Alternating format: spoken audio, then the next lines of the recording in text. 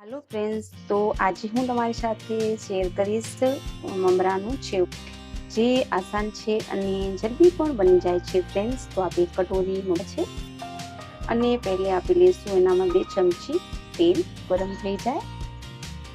તો તેલ આપણું ગરમ થઈ ગયું છે ફ્રેન્ડ્સ। એનામાં આપણે નાખીશું આપણે લસણની કલિયા 4 લીધી છે અને આવી રીતના સુધારી લીધી છે। લસણથી મમરામાં સુધાવી છે તો લસણ આપણું થોડુંક બ્રાઉન થઈ ગયું છે।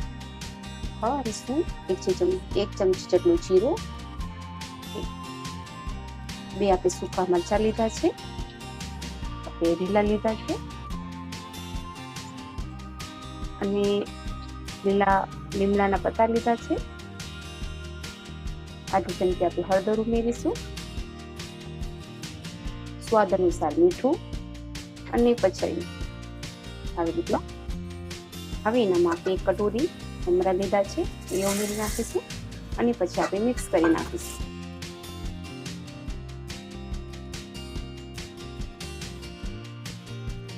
તો આપણે સારી રીતે મિક્સ કરી નાખ્યું છે। હવે આપણે એનામાં 2 ચમચી ખાંડ ઉમેરીશું। તેનાથી સ્વાદ બહુ ટેસ્ટી અને મીઠું આવે છે, તીખું મીઠું લાગશે મમરાનું ચેવડું। અને પછી આપણે મિક્સ કરી નાખીશું આવી રીતના। तो फ्रेंड्स આપણે ધીમી આંચ पे પકાવવું છે અને મમરાને હવે એનામાં આપણે ઉમેરીશું લીધી છે કટોરી જેટલી ઉમેરી નાખીશું। એનામાં આપણે ચેવડો લીધો છે એ પણ નાખીશું। આવી રીતના બીજો આપણે ચેવડો છે આપણે બનાવીએ આવી રીતની પાપડી એ આપણે કાઢી નાખી છે એ પણ એનામાં ઉમેરી નાખીશું અને પછી એનામાં આપણે તીખા ગાંઠિયા ઉમેરીશું। બધા ઉમેર્યા બાદ એને આપણે સારી રીતે મિક્સ કરી નાખીશું। ફક્ત 5 મિનિટોમાં તૈયાર થઈ જાય છે મમરાનું ચેવડું, જે તમે મહિના દિન પણ સ્ટોર કરીને રાખી શકો છો।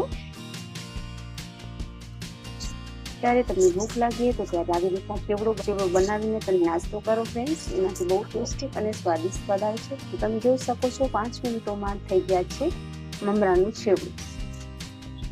तो बिल्कुल तैयार થઈ ગયું મમરાનું ચેવડું। તો જોઈ શકો છો ફ્રેન્ડ્સ આવી રીતના।